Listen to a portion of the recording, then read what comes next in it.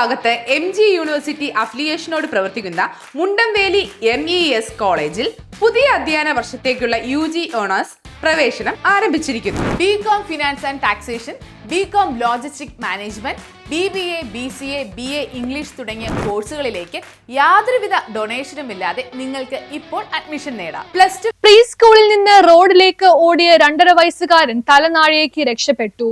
Pre സ്കൂളിന്റെ തുറന്നു കിടന്ന കതകിലൂടെ റോഡിലേക്ക് ഇറങ്ങിയ 2.5 വയസ്സുകാരൻ അപകടത്തിൽ നിന്നും രക്ഷപ്പെട്ടത് തലനാഴിയേക്ക്.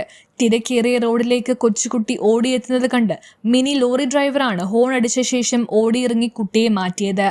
ആലുവ എടേപ്പുറം റോഡിൽ വ്യാഴാഴ്ച രാവിലെ 10:30 സംഭവം ഉണ്ടായത്. തോട്ടുമുഖത്ത് നിന്നും എടേപ്പുറത്തേക്ക് പോകുന്ന തിരക്കേറിയ റോഡിലാണ് സംഭവം ഉണ്ടായത്.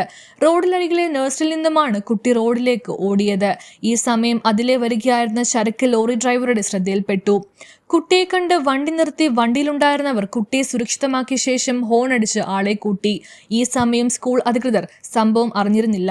പെയിന്റിംഗ് നടക്കുന്നതിനാലാണ് ഗേറ്റ് തുറന്നു കിടന്നതെന്ന് അധികൃതർ പറഞ്ഞു. News bureau, Aluva.